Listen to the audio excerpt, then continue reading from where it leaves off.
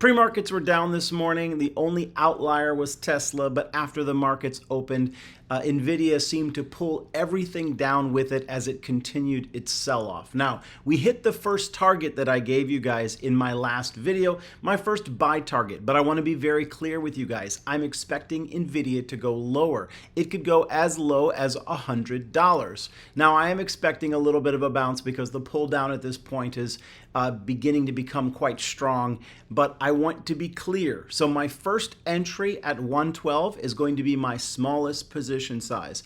And as we get lower, because you don't know how low it's going to go, I'm going to be slowly increasing my buy orders as it goes down. That's my strategy right now to get back into Nvidia, because I sold every last bit of my swing position at $124. Now, I do believe that Nvidia by the end of this year is going to show strength again, but we're in a market in decline, in a typical bad month, that we need to definitely heighten our caution about getting into long positions right now. The profitable positions at the moment have been to the downside. And if you're not able to trade stocks or options to the downside, if you're not able to do that, then the best position today so far has been cash. Now, you guys know the saying. Warren Buffett famously said that money returns to patient hands.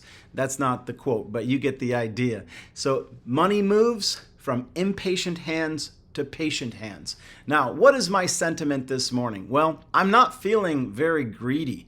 Been looking at charts all morning long, stocks and crypto, and greed has not been motivating me. Neither has the fear of missing out. I'm a little bit more cautious right now, and I'm going to take you into a handful of charts. We're going to cover some Bitcoin. We're going to cover some of the miners, and we're going to cover some of the chip makers. We've got a big chip maker, number 2 in the United States. It's been on an incredible run all of 2024, and if you really look back on the last 5 years, one of the stocks I'm going to cover today, number 2 chip maker in America, AVGO Broadcom, is reporting earnings this Thursday. Is it going to be a repeat of Nvidia? Is it priced to perfection? Well, these are legitimate concerns, and I'm going to take you into the simplicity of the charts. We got to go back to the basics and look at how is this, what is the price, what is the volume telling us right now about Wall Street's interest in taking a risk position on AVGO. I'm going to lay that out, a bunch of charts for you guys today. I am traveling. I am in Dallas, Texas. I've left sunny Waikiki, which is where I'm normally hanging out, to Dallas, Texas this morning to attend Vid Summit. This is where a lot of different creators come to get inspiration on communicating, creating more content for you guys. I'm meeting a lot of the usual suspects down here. Keenan Grace is coming. Larry Jones is going to be here. Tim from Investing Bros. I believe T-Shroom might be here. I'm not sure about that, but looking forward to hanging out with some of my friends and learning more about this space. But I will be producing content, doing some videos for you guys this week, and trading. What worked this morning? SPY puts. I gave everybody my signal this morning. I've been teaching about how to trade structure on Wednesdays and Fridays in my live trading on the Stocks with Josh Discord. This morning was a perfect setup. We looked at pre-market structure, morning market structure. We confirmed under morning market structure, took a put position, and it flushed down, giving a nice 40% profit. Come check out the Stocks with Josh Discord. Trade with me and the Crown Traders. I'm going to be doing the 3K to 10K challenge, but I am traveling this week. I'll be back home on Friday.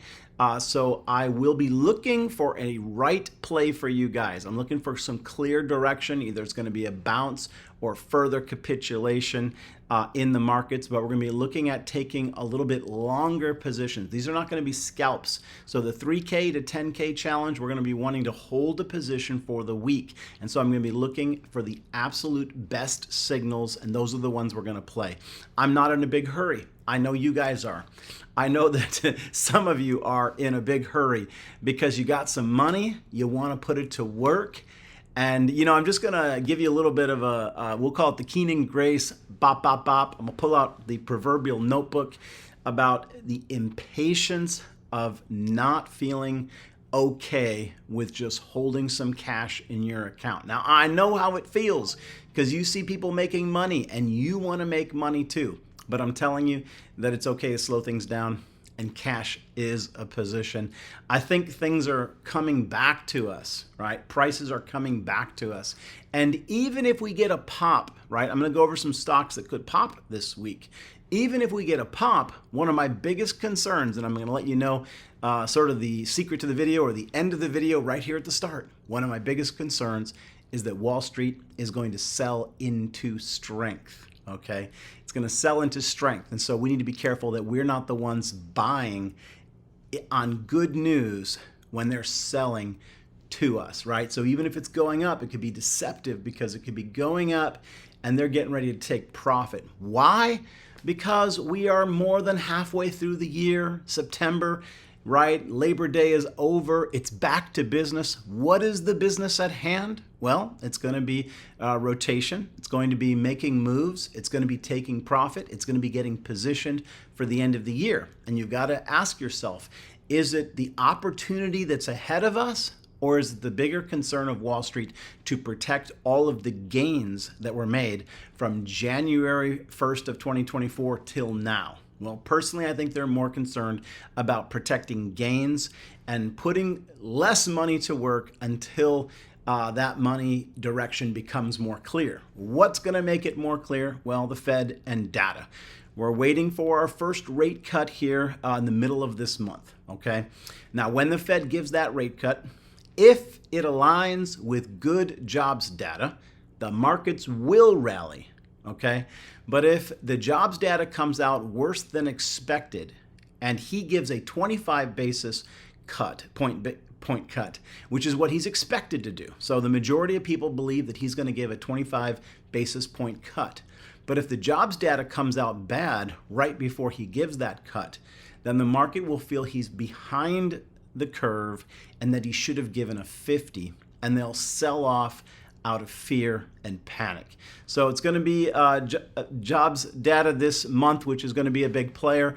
The other big concern that we need to keep our eye on is that this is a triple witching month, right? This is a time where more volatility is seen in the market. It happens 4 times a year. September 20th is going to be the next triple witching day. And so there's a lot of reasons for you guys to slow down on scalp trading unless you're an expert, unless you're a pro, unless you're able to get in and get out and you know exactly what you're doing.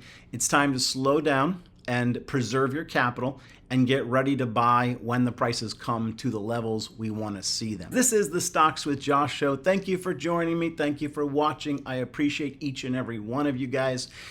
Hit that like, drop a heart, say hi in the comment, and I will be checking in each and every day of this trip in the Stocks with Josh Discord. I'll be dropping my pre-market overviews. I'll be giving some guidance on some of the larger indexes, and I'll be talking about the outliers of the week as well as the big events that occur. You guys will find me. I will be giving some trade alerts there. Moving a little slower this week, but you will find me there. All right, I'm going to start things off by looking at 2 charts. We're going to look at Nvidia and AVGO. Again, AVGO reports earnings Thursday after market. This is an important one to watch. The chart actually looks pretty darn bullish right now. It actually looks great overall from a big picture view, but we're going to look at it a little bit more carefully. But before I take you into those charts, I want to show you something about the big story. Now, there are some people out there that when I was telling them that I was going to buy Nvidia when it pulled back beneath $112, they dropped me so many mean comments. They're like, Josh, it's not going down there. You're crazy. It's going up. Man, it's time to buy. It wasn't. It did go down there. And but I'm going to give something to the bulls today, right? Because I'm not going to just upset the bulls today. I'm going to talk a little bit about data absorption trends globally. Because the fact is, I'm going to show you this chart. The fact is, they're screaming higher. So from every person in the entire world is getting more and more access to technology, and they're being fed more data, and the consumption of that data is absolutely at an all-time high. And yes, it's going to be chips that are going to steer that increase. And so we're not in a downtrending technology space. If you're in the chip makers, you're in a space that's going to have increased demand, that's going to explode higher this year, next year, and every year after, well into 2030. Check out this chart with me. All right, I got this off of the X platform. Forget the gentleman that I snagged it from. I apologize. He's got his logo there in the upper left. But this reflects global data consumption from 2022 to 2030, and there is a projected 25% increase. That is huge, because we're not talking about a 25% jump between now and 2030. We're talking about an ongoing percentage increase, a 25% CAGR, driving data consumption higher every single year for the foreseeable future into 2030. And so it is because of that when these chip maker stocks come back to levels that are more appealing, that I'm going to be a buyer, because I don't see this space as slowing down. I see it as accelerating, but I'm going to be happy to get in at a better price. I'm not interested in buying the top. So let's go look at the charts and see what we could expect from Nvidia and AVGO. Let's go check them out. All right, the first thing I want to point out regarding Nvidia is the fact that we are beneath the 50-day moving average. And I want to remind you guys what that means. What it means is that we are not on offense and we are not on defense. You've got to be above the 50 SMA to be on defense. We came back up, attempted to break back through it the other day, the last trading day. It failed and got rejected, and the stock's been punished and pushed all the way down to the 100 SMA. Now, what does that mean? It means the stock is on decline. Now, there is the opportunity, and this is why I talked about this accumulation at this level. This is why I said to you guys that I was going to be looking at taking some position right here, right, for a potential bounce, because the 100 SMA for a hot trending stock could be setting up for a higher low. We're still operating under the potential of an inverse head and shoulders pattern, right?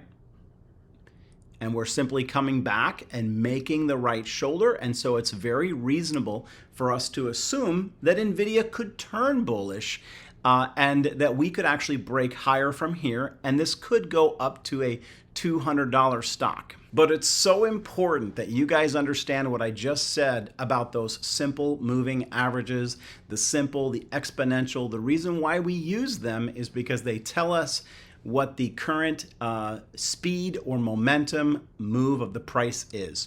And what it is it's on decline, okay? Nvidia's not on offense, it's not on defense, it's on decline if it's beneath the 50 SMA. And that's exactly why it's come shooting down this morning all the way to the 100. Now, it's worth taking a risk position for me long term when it comes back to the 100 SMA, because there's no guarantee that it's going down to the 200, right? We're still in a year in which the market, I believe, it's all going to come down to the jobs data, may give the Fed the benefit of the doubt that we are going to have a soft landing, at least until it's proven otherwise.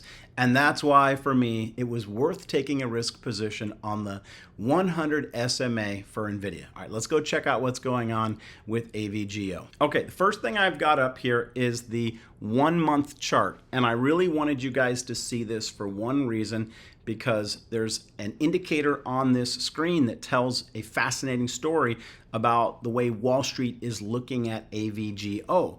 Now, before I even point that out to you, I want to go back and just remind you guys, this is the number 2 US chip maker by market value, the number 2 best AI story in the world.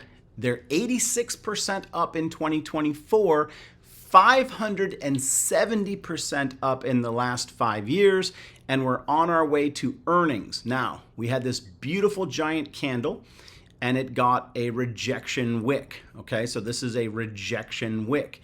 Now, that was followed up by a strong month of indecision. This is a tall-legged doji candle right here. So this is indecision. So we've got rejection followed by indecision, followed by this small green candle. Now here's what I want to point out. Let's follow this bad boy down to the volume, okay? Volume, yes, the little green bar at the bottom is the entire volume for the month of August. When I first saw that, I thought, wow, is there something wrong with my chart? But no, that's all the volume for AVGO, which simply means that after it saw this massive price pump, remember 85% up for the year, followed by indecision, followed by extremely low volume, followed by decline, okay? Now we are above the 21 EMA, but we're on our way back to it. I personally wouldn't even touch this thing until we get closer to 150. And then you've got to still go into it with a great degree of caution because if it doesn't bounce at 150, then it's telling you that the market still wants to potentially lock in some gains on AVGO. That's a little bit of the bearish perspective on AVGO. Let's go look at the bullish perspective. We're gonna look at the daily time frame.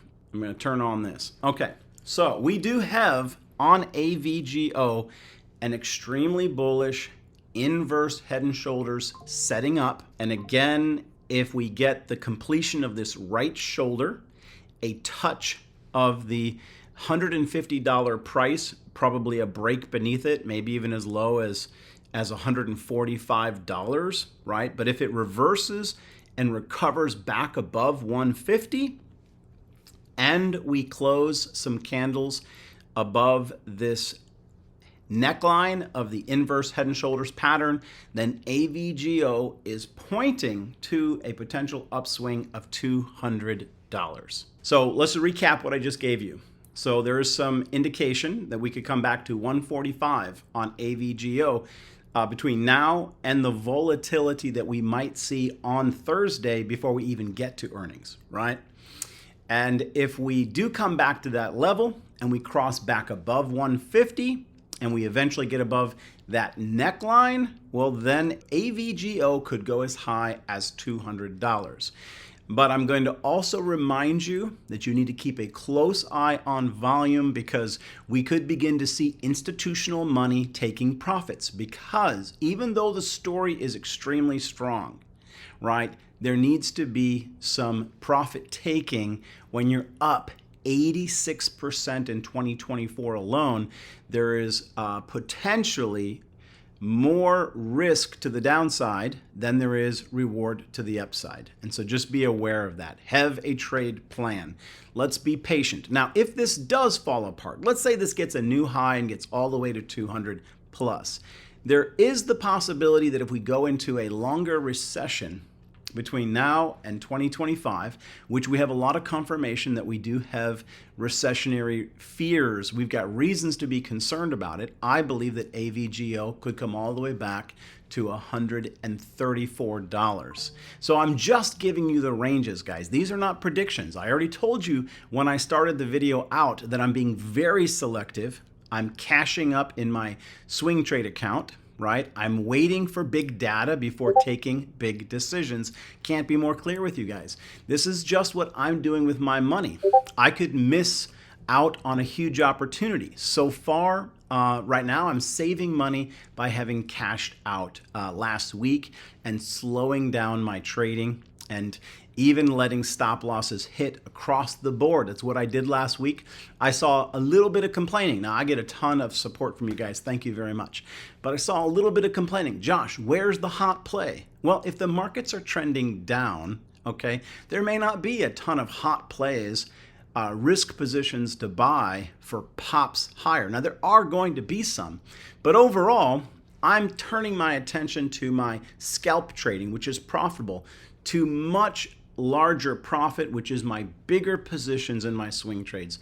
And I'm saying it throughout the entire video. I am de-risking, and I said it last week. Now, if AVGO pulls down to 146 and begins to build back up and crosses back above 150, I will attempt to ride that move higher. So AVGO is going to be one I'm watching very, very carefully. I gave you guys the full chart view, and you'll get more updates on that in the Discord, the Stocks with Josh Discord. I'll be talking about it this week for sure. Now, I want to briefly cover Bitcoin before I wrap this video up. Bitcoin, alts, the miners, CleanSpark. Let's just start right there. So the miners are trending down. CleanSpark, they're one of the miners that has embraced this idea of a full Bitcoin hodl, no longer selling their Bitcoin. But to do that, they've got to be in the position financially to keep the lights on, which means they have to sell shares, and they're getting ready to sell a ton, which means that the price of the stock has to go down significantly, right? It's got to get priced in. However, if Bitcoin takes off, well, then it's going to be a competing story between all of the Bitcoin that they're holding and the fact that they're not selling and the fact that they need to raise capital, right? And so right now, CleanSpark is pulling down, and I believe that it could go as low as $8.40. And so I got out of my CleanSpark position this morning based on the news that they were going to be diluting their shares essentially. And I've hedged to the downside because I see mostly that Bitcoin and the miners are going down. And so I'm trading with the trend, right? And do I know that that's the way it's going to play out? No. Okay, I don't. But that's the direction I feel comfortable taking risk. So I'm going to be in puts that are expiring. They're far out puts with plenty of time. So they're expiring in January of 2025. I'll cash those out when we get down to the low $8 range, and then I'm going to try to go long again on CleanSpark because I believe that it's sort of a cheaper version of MicroStrategies. Not exactly the same, but it's a way of playing Bitcoin. It's a way of playing a Bitcoin hodled position. But right now, it's trending down, going risk off, taking the puts down with it. I'll flip that around, I'll buy the shares again, and I'll try to ride it back up. CleanSpark for the foreseeable future is going to be my #1 mining play. They're my best-in-class miner. Some of you guys could fight with me on that. Riot, Mara, I've always liked Mara. Not saying I won't buy a little bit of Mara, but right now I gotta keep my attention limited. I can't cover everything. I like to be what I perceive to be the best in class. I believe that CleanSpark may be that. Now, I want to briefly talk about Bitcoin. What's happening with Bitcoin? Well, Bitcoin has been showing weakness. Now, I'm not bullish on Bitcoin until we're back above 60,600. For me, that's the line in the sand.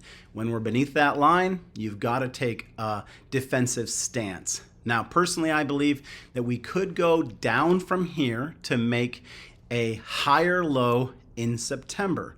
Where do I think that's going to be? Well, my prediction at the moment is 54,000. I believe that's going to be the higher low, and I believe it's going to complete a right shoulder on an inverse head and shoulder pattern, and I believe that it might set us up for a move back higher above 70, 72, 74,000 this year on Bitcoin later in the year, making room for September to be the volatile, troublesome month for all assets that it usually is. Those are my thoughts for the day.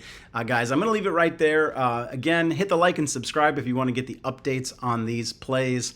And make sure you come check out the Stocks with Josh Discord, where you're going to get more alerts, more information. There's a very inexpensive starting tier there where you get a lot of information. And I'm going to be doing that 3K to 10K challenge. It's going to be a great restart for a lot of people that are looking to begin their journey again. If you've blown up an account, even though 2024 should have been one of the best trading years of your life, if for some reason it wasn't, we can start again between now and the end of the year and begin to build on the disciplines. Trade the trend, use a stop loss, control position size, and don't overtrade. The longer you trade, I promise you, you will realize that those 4 dynamics dictate your failure or your success in each and every trade. I promise you guys. Peace and blessings. Have a great day. Take care. We'll talk to you soon.